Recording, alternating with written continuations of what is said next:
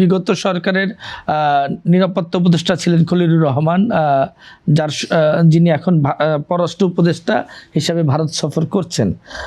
Doctor Yunus সরকারের কূটনৈতিক টানাপোড়েনের সঙ্গে খলিলুর রহমান কতটা দক্ষতার সঙ্গে এই সফরে বাংলাদেশের চাওয়া পাওয়া পূরণ করতে পারবেন?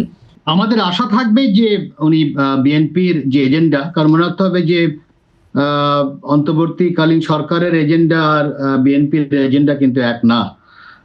বিএনপির যে এজেন্ডা প্রথম বাংলাদেশ এবং শেষ বাংলাদেশ, সেই এজেন্ডা, এবং এটাও মনে রাখতে হবে যে বিএনপি একটা রাজনৈতিক দল, এবং তার উপরে আর একটা জিনিস মনে রাখা দরকার যে বিএনপি বেশ কয়েকবার সরকারে ছিল, যার জন্য তার একটা অভিজ্ঞতা আছে।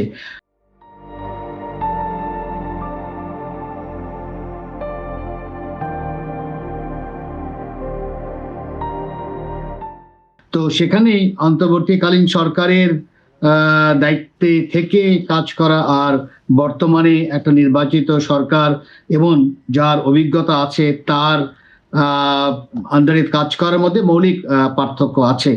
তো আমি মনে করি যে উনি যেহেতু একজন ফর্মার ডিপ্লোম্যাট, ভালো করেই জানেন যে সরকারের যে এজেন্ডা, সেই সরকারের এজেন্ডাকেই বা নির্বাচিত সরকারের এজেন্ডা তাকেই বাস্তবায়ন করতে হবে। তো সেদিক থেকে আমার মনে হয় না কোনো ঝামেলা হওয়ার কথা। যেটা আমি মনে করি যে বড় যে ইস্যুগুলো, মানে এনার্জি তো একটা আছেই, কিন্তু তার চেয়ে যে বড় বড় যে ইস্যু নিয়ে এখনো সমাধান হয়নি, তার মধ্যে তিস্তার পানি বন্ধ যাবে। ডক্টর ইউনূস সরকারের যে কূটনৈতিক যে সম্পর্ক ভারতের সঙ্গে সম্পর্ক আর কি তলানিতে নেওয়ার ক্ষেত্রে যে অন্তর্বর্তী সরকারের যে ভূমিকা, সেটি কি ভারত খুব সহজে ভুলে যাবে? এবং না, হয়তো মানে এটা দুটো সাইড আছে। একটা কোন সন্দেহ নেই, এটা নেগেটিভ সাইডও আছে, আবার পজিটিভ সাইডও আছে। কারণ পজিটিভ সাইড আপনি যদি দুই সাইডে আমাদের জন্য বলেন আর কি।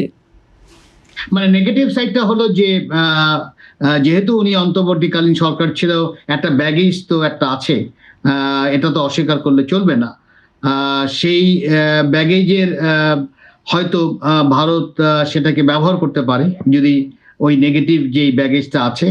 আবার পজিটিভ সাইডও আছে যে উনি এমন একজন ব্যক্তি যেটা নির্বাচিত সরকারের যে প্রধান এবং নির্বাচিত সরকারের যে দল, তারাও মনে করে যে তার থাকাটা খুবই প্রয়োজনীয়। তার মানে হচ্ছে যে সে কতগুলো জিনিস হয়তো মানে ভালো করেই পেশাদারিত্বের মাধ্যমে সমাধান করতে পারবে, এবং এটা যতক্ষণ না হবে ততক্ষণ আমরা বুঝবো না। তো যার জন্য বলছি দুটোই, মানে এটা মাইনাসও যেমন আছে, প্লাসও হতে পারে। এখন ওনার উপর নির্ভর করবে আসলে উনি মাইনাসটাকে কাজে লাগাবে না প্লাসটাকে যাবে, সেটা আমাদের হয়তো কিছুটা অপেক্ষা করতে হবে। কিন্তু আমার মনে হচ্ছে যে সে জায়গায় ব্যক্তি যতখানি না এজেন্ডাটা বড়, মানে বিষয়টা খেয়াল রাখা দরকার। যেখানে বাংলাদেশ ভারতের মধ্যে সম্পর্ক যেখানে ঝামেলার মধ্যে আছে, এবং যেখানে এমনকি আওয়ামী লীগ সরকারও সমাধান করতে পারেনি,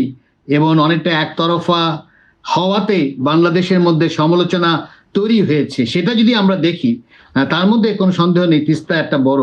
তো সেখানে আউট অফ বক্স চিন্তা ভাবনা করা দরকার, কিভাবে এটা সম্ভব, এটা কি 3 দেশ মিলে করা সম্ভব কিনা, যেখানে ভারতও থাকলো, চীনও থাকলো, এবং বাংলাদেশ তো থাকতেই হবে, বা কনসোর্শিয়াম করা যায় কিনা, যেখানে জাপান, ওয়ার্ল্ড ব্যাংক সবাই থাকলো।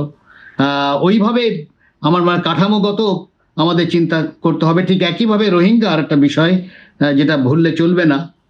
আমি মনে করি যে নতুন সরকারের বড় একটা বিষয় দাঁড়াবে এই 1.3 মিলিয়ন রোহিঙ্গারা যারা আছেন সেখানেও ভারতের কি বলা হয়, যেহেতু একটা নেইবারিং কান্ট্রি মিয়ানমার এবং বাংলাদেশের, তার দিক থেকেও আমার মনে হয় আউট অফ বক্স কোনো পদক্ষেপ নেওয়া যায় কিনা। যার জন্য আমি বললাম বেশ কতগুলো বিষয় কিন্তু এখনো রয়ে গেছে। তবে কোনো সন্দেহ নেই পররাষ্ট্র যে অ্যাডভাইজার বা মন্ত্রী, তার উপর নির্ভর করবে তিনি কতখানি পেশাদারিত্বের মাধ্যমে তার ওই পজিটিভ সাইডটা তুলে ধরতে পারবে কিনা।